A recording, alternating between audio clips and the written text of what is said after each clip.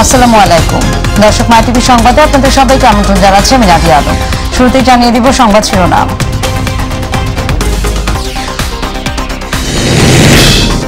দুই দিন পর সিলেটে বন্যা পরিস্থিতি কিছুটা উন্নতি। রংপুরে উজান থেকে নামার ঢলে বাড়তে শুরু করেছে তিস্তা, ধরলা ও দুধকুমার নদীর পানি।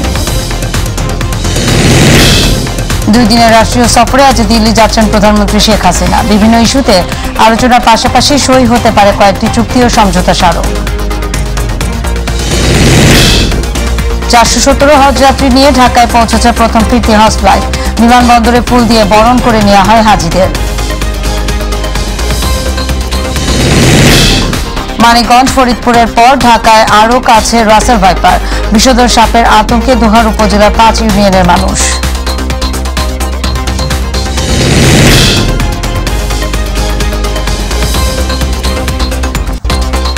দর্শক শুনছিলেন শিরোনাম, চলে যাব বিস্তারিত সংবাদে। অতি বর্ষণ আর পাহাড়ি ঢলে বিপর্যস্ত সিলেটে দেখা মিলেছে রোদের। প্রায় 5 দিন পর সকালে রোদ্রের দেখা পাওয়ায় কিছুটা স্বস্তিতে নগরবাসী। এদিকে সিলেটের বেশ কয়েকটি নদ নদীর বিভিন্ন পয়েন্টে পানি কমেছে, ফলে বিভিন্ন এলাকার বন্যা পরিস্থিতির উন্নতি হয়েছে। পানি উন্নয়ন বোর্ডের দেওয়া তথ্য মতে সিলেটের সুরমা নদীর কানাইঘাট ও সিলেট পয়েন্টে এবং কুশিয়ারা নদীর অমলশীদ, শেওলা, ফেঞ্জুগঞ্জ এবং শেরপুর পয়েন্টে পানি বিপদসীমার উপর দিয়ে প্রবাহিত হচ্ছে। বিভিন্ন জায়গায় গতকাল সন্ধ্যার হিসেব অনুযায়ী পানি কমেছে কয়েক সেন্টিমিটার।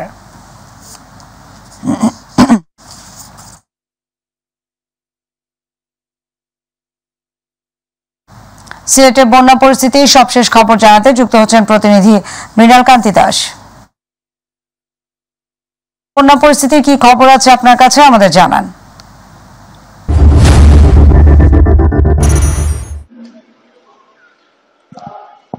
ধন্যবাদ নাদিয়া।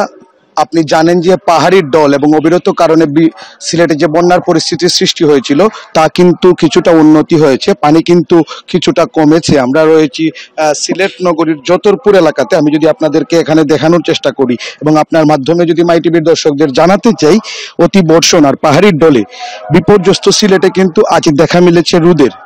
প্রায় 5 দিন পর রুদ্রোজ্জ্বল সকালে মানুষের মনে কিছুটা স্বস্তি দিয়েছে। এদিকে সিলেটের বেশ কয়েকটি নয়ন নদীর পানি বিভিন্ন পয়েন্টে কমেছে, ফলে বিভিন্ন এলাকায় বন্যা পরিস্থিতির উন্নতি হচ্ছে। আজ সকাল 9টা পর্যন্ত পানি উন্নয়ন বোর্ড যে তথ্য দিয়েছে যে সিলেটের সুরমা নদীর কানাইঘাট ও সিলেট পয়েন্টে এবং কুশিয়ারা নদীর অমলশীদ, শেওলা, ফেঞ্জুগঞ্জ ও শেরপুর পয়েন্টে পানি বিপদসীমার উপর দিয়ে প্রবাহিত হচ্ছে। বন্যার পানি কিছুটা নেমে গেছে, তবে দুর্ভোগ কিন্তু এখনো কমেনি। দুর্গত এলাকায় খাবার, শিশু খাদ্য ও সুপেয় পানির তীব্র সংকট দেখা দিয়েছে। অনেক এলাকায় এখনো ত্রাণ সহায়তা পৌঁছায়নি। তবে একটি তথ্য আমি আপনাদেরকে জানিয়ে রাখতে চাই, বন্যার কারণে সিলেটে উচ্চ মাধ্যমিক শিক্ষা বোর্ডের অধীনে এইচএসসি ও সমমানের পরীক্ষা আগামী 8 জুলাই পর্যন্ত স্থগিত করা হয়েছে এবং গতকাল শিক্ষা মন্ত্রণালয়ের বৈঠকে সিদ্ধান্ত নেওয়া হয়। তবে 9 তারিখ থেকে যথারীতি রুটিন অনুযায়ী পরীক্ষা চলবে। প্রকাশিত রুটিন অনুযায়ী আগামী 30 জুন থেকে এইচএসসি ও সমমান পরীক্ষা শুরু হওয়ার কথা ছিল। তবে আমি আপনাদেরকে আরেকটি বিষয় জানিয়ে রাখতে চাই, বন্যা মোকাবেলায় কিন্তু প্রথম থেকেই সিলেট সিটি কর্পোরেশন এবং জেলা প্রশাসন ব্যাপক প্রস্তুতি গ্রহণ করেছে। আশ্রয়কেন্দ্র খোলার পাশাপাশি আশ্রয়কেন্দ্রে যারা অবস্থান নিয়েছিলেন তাদেরকে প্রয়োজনীয় খাবার এবং স্বাস্থ্যসেবা দেওয়ার চেষ্টা চালিয়ে যাওয়া হচ্ছে এবং সরকারের পাশাপাশি বিভিন্ন মহল থেকেও কিন্তু সাহায্য সহযোগিতার হাত বাড়ানো হয়েছে। সকলের সম্মিলিত প্রচেষ্টায় কিন্তু এই প্রাকৃতিক দুর্যোগ থেকে মুক্ত হবে সিলেটবাসী। আসলে এই ছিল সিলেট থেকে বন্যার সার্বিক পরিস্থিতির এখনকার পর্যন্ত আমার কাছে সর্বশেষ। নাদিয়া। মৃণাল, আপনাকে ধন্যবাদ। দর্শক, সিলেট থেকে বন্যা পরিস্থিতির খবর জানাচ্ছিলেন প্রতিনিধি মৃণাল কান্তি দাস। চলে যাব পরের সংবাদে। এদিকে পানি সম্পদ প্রতিমন্ত্রী জাহিদ ফারুক বলেছেন, সিলেট নগরকে আগাম বন্যা থেকে রক্ষায় সুরমা নদী খনন করা হবে। কিন ব্রিজ এলাকায় সুরমা নদী পরিদর্শন করে পানি সম্পদ প্রতিমন্ত্রী কথা বলেন। প্রতিমন্ত্রী বলেন, প্রধানমন্ত্রী বন্যা পরিস্থিতি নিয়ে উদ্বিগ্ন। পরিস্থিতি মোকাবেলায় সব ধরনের পদক্ষেপ গ্রহণ করা হবে। এই সময় সিলেট সিটি কর্পোরেশনের মেয়র আনোয়ারুজ্জামান চৌধুরী, সিলেট 3 আসনের সংসদ সদস্য হাবিবুর রহমান হাবিব উপস্থিত ছিলেন। আমরা আগাম বন্যার ব্যাপারেও আমরা সবসময় সজাগ থাকি। পানি সম্পদ মন্ত্রণালয় এটা নিয়ে আমরা সবসময় কাজ করি। বিগত বছরগুলোতে আমরা সেভাবে কাজ করেছি এবং এই বন্যার সময় মাননীয় প্রধানমন্ত্রী সার্বক্ষণিকভাবে এই এলাকার খোঁজ খবর নিয়েছে। ভবিষ্যতে সিলেটবাসীকে এবং সুনামগঞ্জবাসীকে বন্যা থেকে রক্ষা করার জন্য যে যে পদক্ষেপ গ্রহণ করা দরকার আমরা সেটা করব। রংপুরে কয়েকদিনের টানা বর্ষণ আর উজান থেকে নেমে আসা ঢলে বাড়তে শুরু করেছে তিস্তা, ধরলা এবং দুধকুমার নদীর পানি। প্লাবিত হচ্ছে রাস্তাঘাট, পানি ঢুকে পড়েছে বসতবাড়িতে। পানিবন্দী হয়ে পড়েছে তিস্তা তীরের চরাঞ্চলের মানুষজন, ফলে বাড়ছে নদী পাড়ে মানুষের মাঝে আতঙ্ক। তবে পানি উন্নয়ন বোর্ড বলছে আগামী 24 ঘন্টার মধ্যে তিস্তার পানি কমতে শুরু করবে। রংপুর থেকে মাহমুদুল হাসানের তথ্য ও ভিডিও চিত্রে বিস্তারিত ইলিয়াস কমলের রিপোর্টে। মরা তিস্তা পরিপূর্ণ রূপ ধারণ করেছে উজানের ঢলে। সর্বনাশা তিস্তার বুকে পানি বাড়লে দুঃখের শেষ থাকে না নদী পাড়ের মানুষের। বর্ষার শুরুতেই তিস্তায় পানি বৃদ্ধি পাওয়ায় নদী তীরবর্তী নিম্নাঞ্চল ও চরাঞ্চলের মানুষের মাঝে দেখা দিয়েছে বন্যা আতঙ্ক। পানিতে তলিয়ে গেছে উঠতি ফসল, গবাদি পশু ও ঘরবাড়িতে পানি ওঠায় বিপাকে তিস্তা পাড়ের হাজারো মানুষ। অনেক কষ্টই থাকি, গরু ছাগল নিয়ে বেড়া করা আমাদের অসুবিধা হয়ে যায়, রান্না বান্না করি ঘর সমস্যা হয়। 30 শতক গাছ ছিলাম আর 20 শতক পাইলাম, 10 শতক ভাসি গেছে। হয় খাওয়া দাওয়া অসুবিধা হয়, মানুষের বেঁচে থাকা লাগে, চলাফেরার সমস্যা হয়, স্কুল যাইতে পারি না, স্কুলে যেতে সমস্যা হয়। পানিবন্দী এসব বাসিন্দাদের দাবি বন্যায় ক্ষতিগ্রস্ত হওয়া রাস্তাঘাট নির্মাণ আর বেড়িবাঁধ নির্মাণ সহ তিস্তা মহাপরিকল্পনা বাস্তবায়নের। নদীরা সুন্দরভাবে শাসন হয়, আমরা সুন্দরভাবে আবাদ করে খাইতে পারি, আমাদের বাড়িঘর যাতে না ভাঙে, এটাই আশা। আসলে একটা বাঁধ যদি একটা দিলে হয়, সেই বাঁধটা হইলে তো আমাদের পানিটা আটক করে হইলে তো কাজ হইলে। মাননীয় প্রধানমন্ত্রীর কাছে আমাদের দাবি, আমাদের নদীর কাজটা করে দিলে আমরা খুব শান্তিতে থাকবো। পানি উন্নয়ন বোর্ড জানিয়েছে তিস্তা নদীর কাউনিয়া পয়েন্টে বন্যার পানি গত 24 ঘন্টায় 15 সেন্টিমিটার বিপদসীমার উপর দিয়ে প্রবাহিত হচ্ছে। তিস্তা ব্যারেজ পয়েন্টের 44টি জল কপাট খুলে দেওয়া হয়েছে, ফলে আগামী 24 ঘন্টার মধ্যে তিস্তার পানি কমতে শুরু করবে। ইলিয়াস কমল, মাই টিভি। ভারতের প্রধানমন্ত্রী নরেন্দ্র মোদীর আমন্ত্রণে 2 দিনের রাষ্ট্রীয় সফরে আজ নয়াদিল্লি যাচ্ছেন প্রধানমন্ত্রী শেখ হাসিনা। বিজেপি নেতৃত্বাধীন জোট টানা তৃতীয়বারের মতো সরকার গঠনের পর ভারতে কোনো সরকার প্রধানের এটি প্রথম দ্বিপাক্ষিক সফর। এই সফরে উভয় দেশের মধ্যে বিদ্যমান দ্বিপাক্ষিক সম্পর্ক আরও জোরদার করতে বেশ কিছু চুক্তি এবং সমঝোতা স্মারক সই হবে। এছাড়া একটি সম্ভাব্য বাণিজ্য চুক্তির বিষয়েও আলোচনা হবে বলে আশা করা হচ্ছে। বিমান বাংলাদেশ এয়ারলাইন্সের একটি ফ্লাইট দুপুর 2টার দিকে শেখ হাসিনা এবং তার সফরসঙ্গীদের নিয়ে হযরত শাহজালাল আন্তর্জাতিক বিমানবন্দর ত্যাগ করবে বলে প্রধানমন্ত্রী প্রেস উইং থেকে জানানো হয়েছে।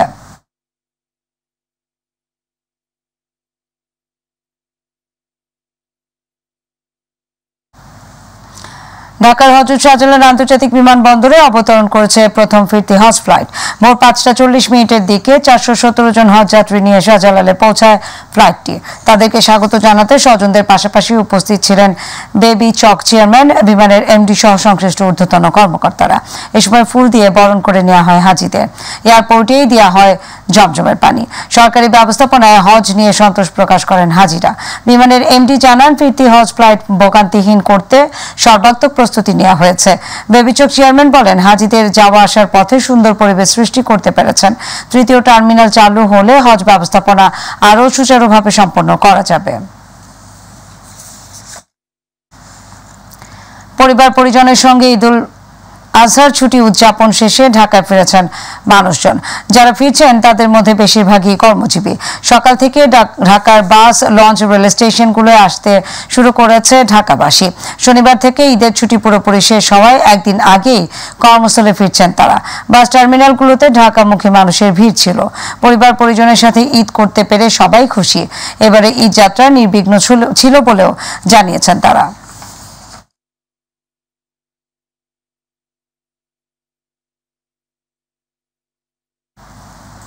দর্শক, এই মুহূর্তে কমলাপুর রেল স্টেশন থেকে যুক্ত হচ্ছেন সহকর্মী আবু সাইদ অপু। অপু, ঢাকামুখী মানুষের কি খবর আছে আপনার কাছে, আমাদের জানান।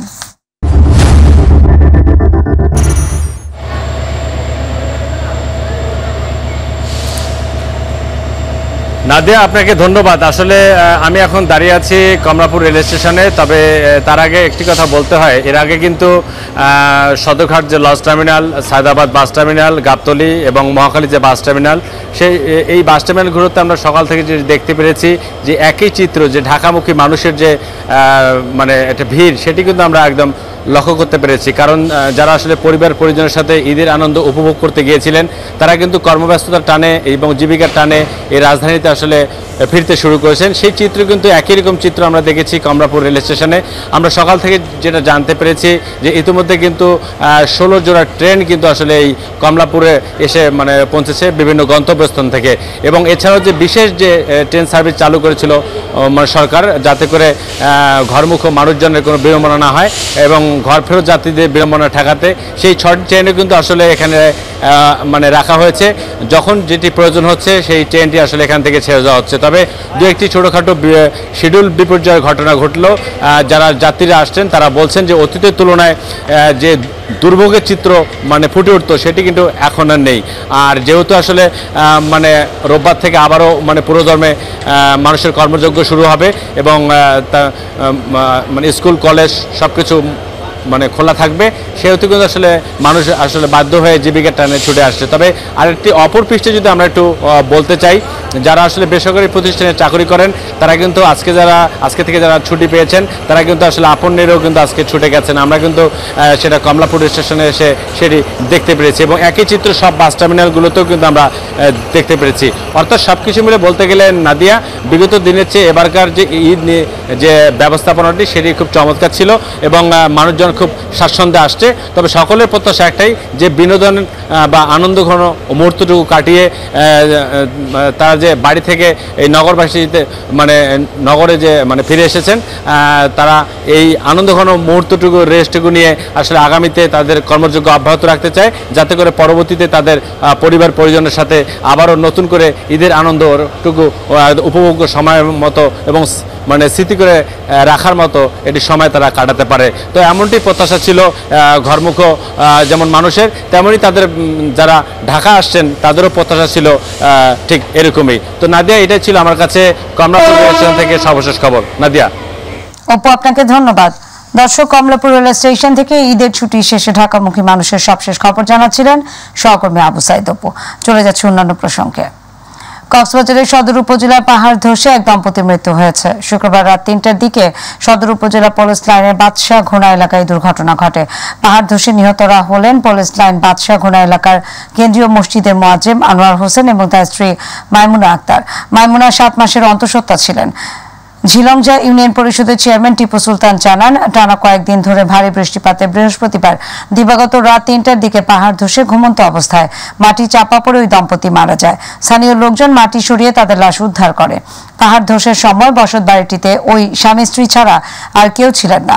কক্সবাজার সদর হাসপাতালের আবাসিক অফিসার ডাক্তার আশিকুর রহমান বলেন, তাদের উদ্ধার করে হাসপাতালে নিয়ে আসার আগে মৃত্যু হয়।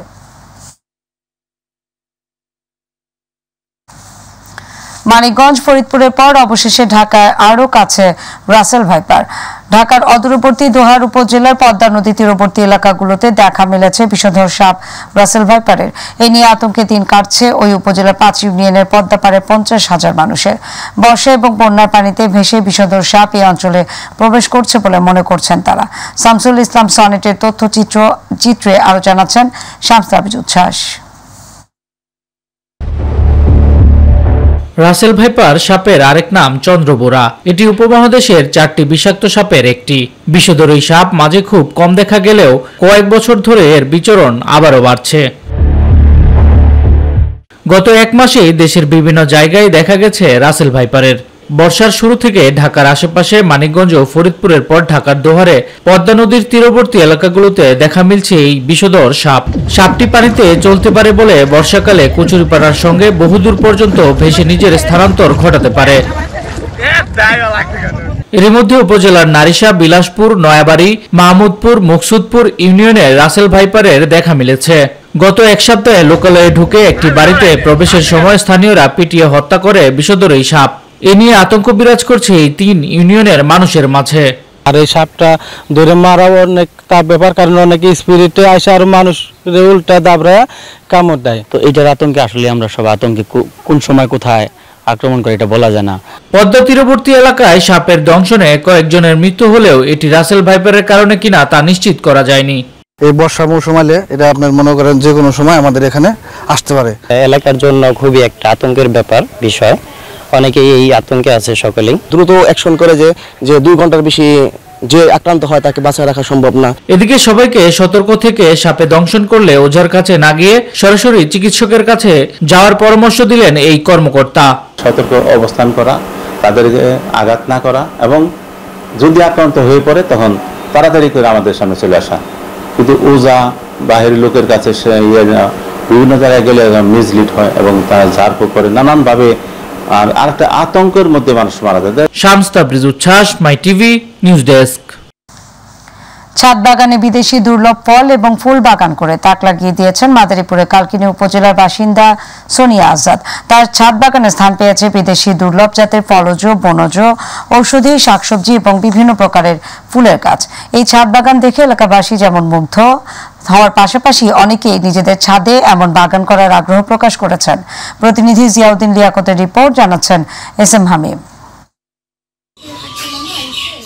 মাদারীপুরের কালকিনি উপজেলার প্রত্যন্ত অঞ্চল পশ্চিম সাহেবরামপুরের বাসিন্দা সোনিয়া আজাদ ইউটিউব দেখে বাড়ির ছাদ বাগানে দেশি বিদেশি প্রজাতির বিভিন্ন ফল ও ফুলের বাগান করার পরিকল্পনা করেন।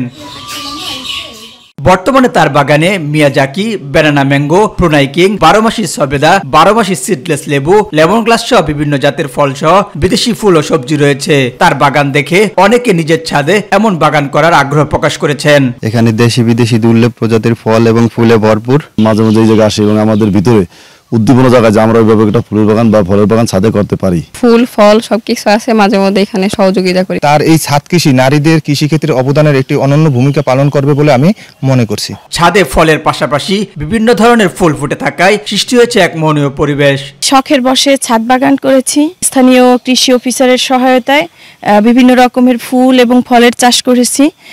তার মধ্যে দুর্লভ প্রজাতির কিছু আম আছে, তার মধ্যে অন্যতম মিয়াজাকি। ছাদ বাগান স্থাপনে আগ্রহীদের প্রযুক্তিগত সহায়তা, পরামর্শ সহ সব ধরনের সহযোগিতা করা হবে বলে জানিয়েছেন কৃষি বিভাগ। কালকিনিতে শৌখিন কৃষকেরা ছাদ কৃষিতে আকৃষ্ট হচ্ছে। তারা ছাদ কৃষিতে বিভিন্ন ধরনের ফল, সবজি এবং ফুলের চাষ করছে। আমরা কৃষি বিভাগের মাধ্যমে বিভিন্ন ধরনের রোগবালাই নিয়ন্ত্রণে তাদেরকে পরামর্শ এবং সার্বিক সহযোগিতা প্রদান করছে। ছাদ বাগান প্রকল্প সম্প্রসারণ করা সম্ভব হলে ক্ষতিকর উপাদানের মাত্রা কমিয়ে দূষণ কমাবে এবং পরিবেশের তাপমাত্রা স্বাভাবিক রাখতে সহায়তা করবে বলে মনে করেন সংশ্লিষ্টরা। SM হামিম, মাই টিভি। দর্শক, মাই টিভি সংবাদের একেবারে শেষ প্রান্তে আমরা, তবে যাবার আগে শিরোনাম জানিয়ে দেবো আরও একবার। 2 দিন পর সিলেটে বন্যা পরিস্থিতির কিছুটা উন্নতি। রংপুরে উজান থেকে নামা ঢলে বাড়তে শুরু করেছে তিস্তা, ধরলা এবং দুধকুমার নদীর পানি। 2 দিনের রাষ্ট্রীয় সফরে আজ দিল্লি যাচ্ছেন প্রধানমন্ত্রী শেখ হাসিনা। বিভিন্ন ইস্যুতে আলোচনার পাশাপাশি সই হতে পারে কয়েকটি চুক্তি ও সমঝোতা স্মারক। 417 হজ যাত্রী নিয়ে ঢাকায় পৌঁছেছে প্রথম ফিরতি হজ ফ্লাইট। বিমানবন্দরে ফুল দিয়ে বরণ করে নেওয়া হয় হাজিদের। মানিকগঞ্জ, ফরিদপুরের পর ঢাকার আরও কাছে রাসেল ভাইপার। বিষধর সাপের আতঙ্কে দোহার উপজেলার 5 ইউনিয়নের মানুষ।